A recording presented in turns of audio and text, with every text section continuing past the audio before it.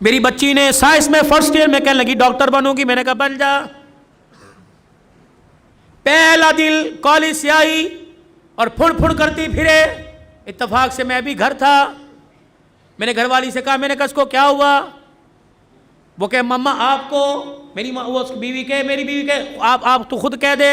میں نے کہا بیٹے بتا، بڑا میرا لاڈ ہے، پیار ہے۔ میں نے کہا بیٹی کیا بات ہے؟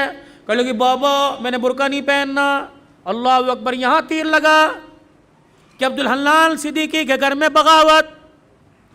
میں نے آسمان کی طرف دیکھا، میں نے کہا اللہ میں حرام تو کماتا کوئی نہیں، اگر کسی کا دل دکھایا رزلٹ سامنے معاف کر دے۔ میرے بیٹی سے کہا، میں نے کہا بیٹی کیا بات ہے؟ کہنے لگی بابا پورے کالج میں ہم 3-4 نے برقع پہنا، بڑا مذاق اڑا، میں نہیں پہنوں گی۔ اللہ اکبر، پتہ نہیں مجھے کیا ہوا، میں نے اپنے سر سے پگڑی اتاری اور اتار کے بیٹی کے آگے رکھ دی۔ میں نے کہا تیرے باپ کی عزت ہے، تیری مرضی سے جوتوں میں روند دے، تیری مرضی، دنیا کیا کہے گی عبدالحنان کی بیٹی ننگے سر پھر رہی ہے۔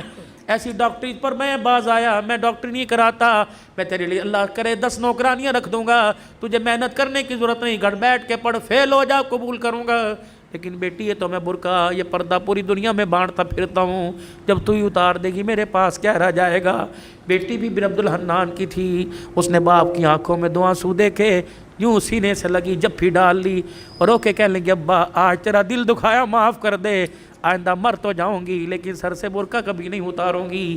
اللہ کا شکر ہے اللہ نے ایسی نیک اولاد دی۔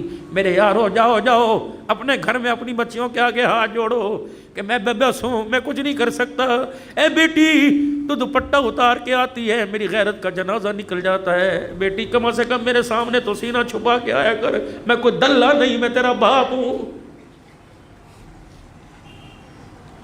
تجھے حرام کا نہیں جنا، تجھے حلال کا جنا۔ اے میری بچی اپنی بیویوں کی جا کے ہاتھ جوڑو، منت کرو کہ خدا کے واسطے ہمیں جب روٹی پکا کے دیا کر تو اپنے گلے کو چھپا کر اپنے سر پہ دوپٹہ رکھ کے دیا کر۔ یہ کیسی ماں ہے جو رمضان کی افطاریاں بھی ننگے سر پکاتی ہے؟ یہ کیسی میری بہنیں جو سحریاں بھی ننگے سر پکاتی ہے؟ ان کے ہاتھوں سے کھانے والا روزے دار بنے گا، ان کے ہاتھوں سے کھانے والا قرآن کا وارث بنے گا۔ دل کے پھپھولے جل گئے سینے کے داغ سے، اس گھر کو آگ لگ گئی گھر کے چراغ سے۔ کہاں جائے، کس کے ہاتھ پر اپنے ارمانوں کا لہو جا کے تلاش کرے؟ ہائے ہائے ہائے، بے دینی نے اتنے ڈیرے ہمارے گھر کے اندر ڈال لیے کہ ہماری زبانوں کو تالے لگ گئے۔ یہ زبانیں گالی دینے کو تیار ہے، حق کہنے کو تیار کوئی